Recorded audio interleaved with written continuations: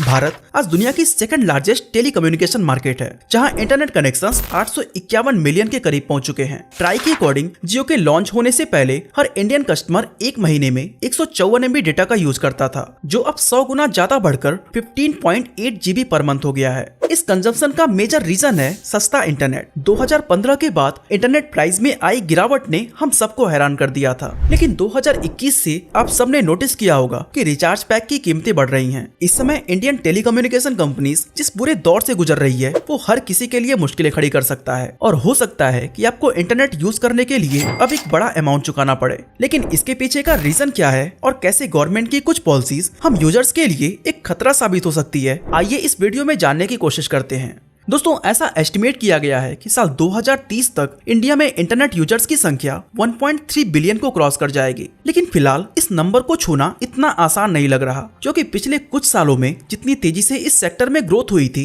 अब उस पर ब्रेक लगता नजर आ रहा है। और इसकी वजह है टेलीकम्युनिकेशन कंपनीज की खस्ता हालत, जो पूरी तरह कर्ज में डूबी हुई है। इस कर्ज की वजह से आज भारत की टेलीकॉम कंपनीज स्ट्रेस में आ चुकी हैं। लेकिन ये हुआ कैसे, इसको समझने के लिए सबसे पहले हमारा ये जानना जरूरी है कि अगर हम फोन या इंटरनेट के जरिए कॉल और मैसेज करते हैं तो इसका पूरा प्रोसेस कैसे होता है और ये टेक्नोलॉजी किस तरह से काम करती है। दोस्तों, आज से करीब 30 साल पहले जब हमें किसी से बात करनी होती थी तो हम टेलीफोन का यूज करते थे, जिसके प्रोसेस में तब एक टेलीफोन से दूसरे टेलीफोन के बीच एक वायर बिछा होता था। लेकिन आज ये सारा प्रोसेस वायरलेस हो चुका है। बस हमें अपने फोन में नंबर को सिलेक्ट करके कॉल पे क्लिक करना है, जिसके बाद एक इलेक्ट्रॉनिक सिग्नल आपके फोन में मौजूद एंटीना तक पहुंचता है और ये एंटीना इस सिग्नल को इलेक्ट्रोमैग्नेटिक वेव में कन्वर्ट कर देता है। इसके बाद ये इलेक्ट्रोमैग्नेटिक वेव फोन के नजदीकी टावर के पास जाती है, बट उस टावर के पास कोई इंफॉर्मेशन ना होने से ये कॉल रिसीवर का पता नहीं लगा सकते। इसलिए हर सिटी के अंदर एक मोबाइल स्विचिंग सेंटर यानी कि MSC लगाया जाता है। MSC के पास सभी सब्सक्राइबर्स की जानकारी होती है और ये जानकारी MSC पर तभी स्टोर कर दी जाती है जब आप सिम कार्ड परचेज करते हैं। इसके बाद MSC नजदीकी टावर की मदद से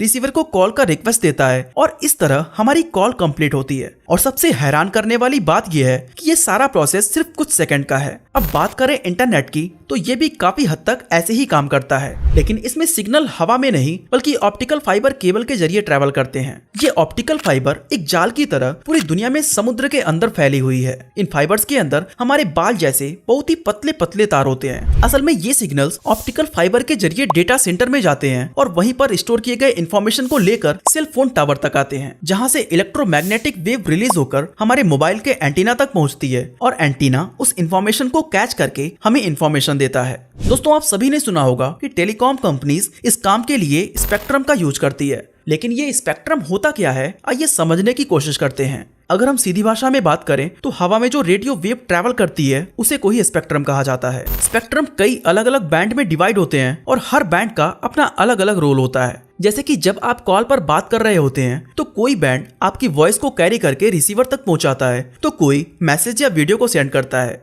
इससे वो कॉल किसी दूसरे पर्सन के साथ मर्ज नहीं होती। आई होप इससे आपको अंदाजा लग गया होगा कि टेलीकॉम कंपनीज के लिए यह स्पेक्ट्रम इतना जरूरी क्यों है। लेकिन यही स्पेक्ट्रम इन कंपनीज के बीच सबसे बड़े कलेश का रीजन भी है, क्योंकि हर कंपनी चाहती है कि उसे ज्यादा से ज्यादा स्पेक्ट्रम का हिस्सा मिले ताकि वो ज्यादा लोगों को अपनी सर्विस प्रोवाइड कर सकें। लेकिन ये एक नेचुरल रिसोर्स है जिसका पूरा कंट्रोल गवर्नमेंट के हाथ में है। अगर हम इंडिया की टेलीकॉम हिस्ट्री पर नजर डालें तो आपको जानकर हैरानी होगी कि बहुत ही कम समय में हमने एक लंबी दूरी तय की है। पीछे जाकर देखें तो हमारे पूर्वज कम्युनिकेशन के लिए तार का यूज किया करते थे, जिसे टेलीग्राफ कहा जाता है। और इस सर्विस की शुरुआत इंडिया के अंदर 1854 में हुई थी। साल 1882 के दौरान कोलकाता के अंदर फर्स्ट टेलीफोन एक्सचेंज स्टैब्लिश किया गया, जिसे तब एक बहुत बड़े रिवॉल्यूशन के तौर पर देखा गया था, क्योंकि इसकी वजह से इंफॉर्मेशन पहुंचाने का लंबा प्रोसेस अब मिनटों में कंप्लीट होने लगा था। लेकिन उस दौर में आम आदमी के लिए टेलीफोन का कनेक्शन पाना इतना आसान नहीं होता था। आज जहाँ एक घर में कई सारे स्मार्टफोन्स मौजूद हैं, वहीं उस दौर में गिने चुने लोगों के घर में ही टेलीफोन हुआ करते थे। उस समय बाकी के देशों में टेलीफोन्स तो वाइडली यूज हो रहा था, लेकिन इंडिया में ये इतनी तेजी से नहीं फैल पाया, जिसकी वजह ये थी कि telephone services completely British government के हाथों में थी और अंग्रेज नहीं चाहते थे कि इंडियंस टेलीफोन का यूज करें, क्योंकि इस कम्युनिकेशन का यूज अंग्रेजों के अगेंस्ट भी हो सकता था। इसलिए तब टेलीफोन का कनेक्शन गवर्नमेंट ऑफिशियल्स या कुछ खास इंडिविजुअल्स को ही दिया जाता था। कुछ समय बाद टेलीफोन सर्विस मुंबई, चेन्नई और दिल्ली जैसे बड़े शहरों में एक्सपैंड होने लगी। जब ब्रिटिशर्स से देश को आजादी मिली तब टेलीफोन का पूरा कंट्रोल इंडियन गवर्नमेंट के हाथों में आ गया। इसलिए अब लाइन बिछाना हो या कनेक्शन देना हो, ये सब गवर्नमेंट पर ही डिपेंड करता था। हालांकि कनेक्शन के लिए लाखों लोग अप्लाई करते थे, लेकिन ये प्रोसेस इतना स्लो था कि कभी कभी उनका वेटिंग टाइम 8 से 10 साल के पार चला जाता था। और इसीलिए उस समय हर 200 लोगों में सिर्फ एक के पास ही टेलीफोन कनेक्शन होता था। लेकिन 1990 के दौरान इकोनॉमिक लिबरलाइजेशन होने के बाद इस सेक्टर में प्राइवेट कंपनीज एंटर करने लगी। यही वो समय था जब इंडिया में मोबाइल फोन्स का यूज होना शुरू हुआ, जिसके पोटेंशियल एंड ग्रोथ को देखकर बहुत सारी कंपनीज इस सेक्टर में कूदना चाहीं।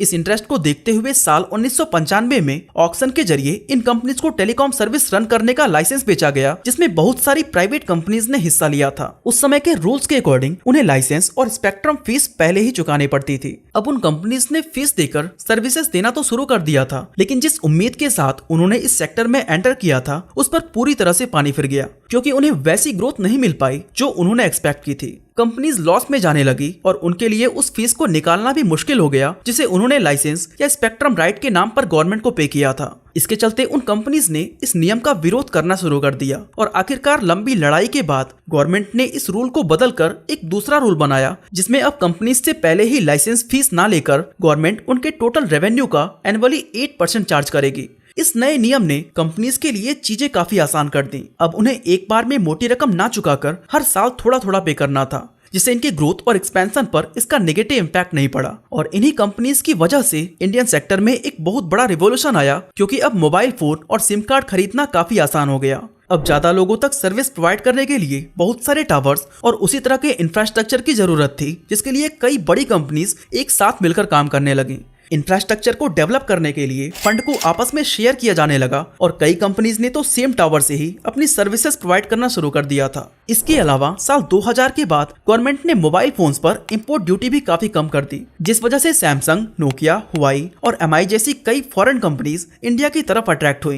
ये कंपनीज अपने बेहतरीन मार्केटिंग स्ट्रेटजी और अफोर्डेबल प्राइस की वजह से जल्द ही लोगों के बीच काफी पॉपुलर होने लगी। और इनके साथ एक और चीज बढ़ी जो था मार्केट कॉम्पिटिशन। अब इस कंपटीशन में टेलीकॉम कंपनीज अपनी अपनी पोजीशन सिक्योर करने में लगी हुई थी। तभी 2010 में कुछ ऐसा हुआ कि इनमें से कई कंपनीज के लाइसेंस छीन लिए गए। जी हाँ, ये वही साल था जब 2G स्पेक्ट्रम घोटाला सामने आया। असल में उस समय के डिपार्टमेंट ऑफ टेलीकम्युनिकेशन मिनिस्टर ने स्पेक्ट्रम की नीलामी की बजाय पहले आओ और पहले पाओ जैसी पॉलिसी पर लाइसेंस दे दिया, वो भी बहुत ही ज्यादा कम कीमत पर, जिस वजह से सरकारी खजाने को लगभग 1,76,000 करोड़ रुपए का नुकसान हुआ था। इस घोटाले के चलते 122 टेलीकॉम कंपनीज का लाइसेंस कैंसिल कर दिया गया और रिलायंस सहित कई कंपनीज पर मुकदमा चला। इस स्कैम के होने के बाद वीडियोकॉम, एयरटेल, वोडाफोन, आइडिया और वर्जिन मोबाइल जैसी बड़ी कंपनीज अब मार्केट को रूल कर रही थी। लेकिन इनकी ये बादशाहत लंबे समय तक कायम नहीं रह सकी, क्योंकि साल 2016 में जियो ने मार्केट में एंट्री ले ली और इसके आते ही टेलीकॉम सेक्टर की परिभाषा पूरी तरह से बदल गई।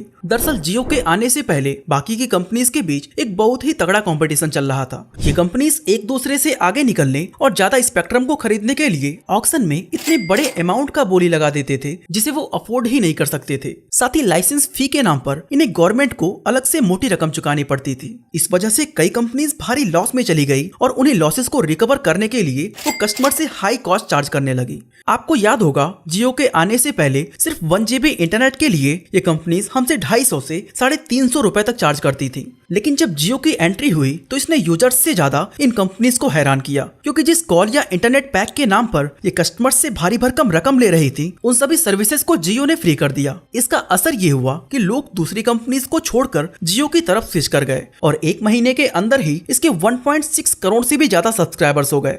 इसके बाद इसने अपने फ्री सर्विसेज को बंद करके रिचार्ज प्लान लॉन्च किया, जो मार्केट के दूसरे प्लेयर्स से कई गुना सस्ते थे। इसका इम्पैक्ट ये हुआ कि उन जगहों तक भी इंटरनेट सर्विसेज पहुंचने लगी जहां पर लोग इससे पूरी तरह अनजान थे। तभी तो जियो के लॉन्च होने से पहले जहां हर इंडियन कस्टमर एक मंथ में ऑन एन एवरेज सिर्फ 154 MB डेटा का यूज करता था, वो करीब 100 गुना बढ़कर अब 15.8 GB पर मंथ हो गया है। इस तरह जियो कस्टमर्स की जिंदगी में तो रिवॉल्यूशन लाया, लेकिन बाकी की टेलीकॉम कंपनीज के लिए ये एक बहुत बड़ी मुसीबत बन गया। इसका असर ये हुआ कि उन्हें भी अपना प्राइस कम करना पड़ा, मगर ऐसा करके कई सारी कंपनीज इस कंपटीशन में सरवाइव नहीं कर पाई। जैसे एयरसेल, डोकोमो और रिलायंस जैसी छोटी कंपनीज को बैंकरप्सी फाइल करनी पड़ी और 2 बड़ी कंपनीज वोडाफोन और आइडिया एक दूसरे से मर्ज होकर VI बन गए। इस तरह टेलीकॉम मार्केट में अब केवल 4 प्लेयर बचे थे, जो थे एयरटेल, VI, जियो और BSNL। अब बात एयरटेल की हो या VI की, ये अपनी सर्विसेज तो रन कर रहे हैं, लेकिन ये बहुत ही बड़े फाइनेंशियल प्रेशर में है और इसकी वजह है 1999 में लाया गया गवर्नमेंट का वो रूल जिसके तहत इन टेलीकॉम कंपनीज को अपने रेवेन्यू का 8% शेयर गवर्नमेंट को देना होता है। लेकिन जब से इस रूल को बनाया गया है तब से गवर्नमेंट और कंपनीज के बीच ये एक विवाद का मुद्दा रहा है। असल में ये अमाउंट कंपनी के AGR यानी एडजस्टेड ग्रॉस रेवेन्यू के बेस पर लिया जाता है, जिसमें टेलीकॉम सर्विसेज और नॉन टेलीकॉम सर्विसेज दोनों का रेवेन्यू शामिल होता है। अब टेलीकॉम सर्विसेज में वॉइस, इंटरनेट, डेटा, वायरलेस और ब्रॉडबैंड जैसी चीजें आती हैं। वहीं नॉन टेलीकॉम सर्विसेज में इंटरेस्ट, प्रॉपर्टी, सेल और रेंट शामिल है। इन कंपनीज का कहना है कि वो सिर्फ टेलीकॉम सर्विसेज से जनरेट होने वाली अर्निंग्स पर ही 8% लाइसेंस फी पे करेंगे और अभी तक इन्होंने पिछले 14 सालों से इसी के अकॉर्डिंग ही फी को पे किया है। इस चीज को लेकर काफी विवाद चला, जिसके बाद कोर्ट ने फैसला किया कि कंपनीज सिर्फ टेलीकॉम सर्विसेज के अकॉर्डिंग ही फी को पे करेंगी। लेकिन इससे गवर्नमेंट खुश नहीं थी और उसने हाई कोर्ट का दरवाजा खटखटाया। हाई कोर्ट ने कहा कि कंपनीज को पहले से ही डिसाइड किए गए रूल्स के अकॉर्डिंग लाइसेंस फी को पे करना होगा, यानी कि टेलीकॉम सर्विसेज और नॉन टेलीकॉम सर्विसेज को मिलाकर उसका टोटल 8% देना होगा। साथ ही हाई कोर्ट ने ये भी कहा कि उन्हें सरकार को वो बची हुई फीस इंटरेस्ट के साथ पे करनी होगी, जो उन्होंने पिछले कई सालों से नहीं दिया है और अपनी मनमानी के चलते इन्हें भारी पेनाल्टी भी चुकानी होगी। अब पहले से ही भारी लॉस में डूबी इन कंपनीज के लिए हाई कोर्ट का ये फैसला मरते को 2 लात और पड़ने जैसा है। जियो ने क्योंकि 2016 में एंटर किया था, इसलिए इसको सबसे कम रकम देनी थी। इनफैक्ट ये अपने हिस्से का रकम दे भी चुका है, लेकिन VI कोर्ट का दरवाजा खटखटाता रहा और ये गुहार लगाता रहा कि उसे थोड़ा समय दिया जाए। लेकिन फरवरी 2023 में गवर्नमेंट ने 16,133 करोड़ रुपए के बदले VI के 33% शेयर्स अपने नाम कर लिए और इस जॉइंट वेंचर में सबसे बड़ी शेयर होल्डर बन गई। अब इंडियन टेलीकॉम सेक्टर की बात करें तो इसमें BSNL गवर्नमेंट की ही कंपनी है। वही VI में भी सरकार की बड़ी हिस्सेदारी हो चुकी है। साथ ही इसका मार्केट प्रेजेंस भी उतना स्ट्रांग नहीं है। ऐसे में कह सकते हैं कि ये पूरा सेक्टर सिर्फ 2 प्राइवेट कंपनीज के कंधों पर टिका है, जिसमें पहला है जियो और दूसरा एयरटेल। इन दोनों कंपनीज की डुओपोली पूरे टेलीकॉम सेक्टर के लिए एक खतरा बन सकती है, क्योंकि धीरे धीरे कंपटीशन खत्म होता जा रहा है और पूरी बागडोर इन्हीं दोनों कंपनीज के हाथों में आ गई है। फिलहाल अगर हम लाइसेंस फी, स्पेक्ट्रम या टैक्सेस की बात करें तो इन कंपनीज को अपना 58% रेवेन्यू गवर्नमेंट को देना पड़ता है, यानी हर 100 रुपए की अर्निंग पर इनके पास 48 रुपए ही बचते हैं, जिसमें ऑपरेशनल कॉस्ट और इस तरह के कई सारे खर्चे इंक्लूडेड हैं। इस सब के चलते कंपनीज के पास प्रॉफिट के नाम पर कुछ खास नहीं बच पाता। लेकिन जब इस सेक्टर में यही 2 कंपनीज होंगी तो ये अपनी मर्जी से जितनी चाहे रिचार्ज के प्राइस को बढ़ा सकती है, जो कंज्यूमर्स के लिए आने वाले फ्यूचर में बहुत ही बड़ी प्रॉब्लम क्रिएट कर सकता है। ऐसे में गवर्नमेंट को चाहिए कि वो अपनी पॉलिसीज और अपने रूल्स में बदलाव करके टैक्स की वसूली को कम करे, ताकि इस सेक्टर में नए प्लेयर्स एंटर कर सकें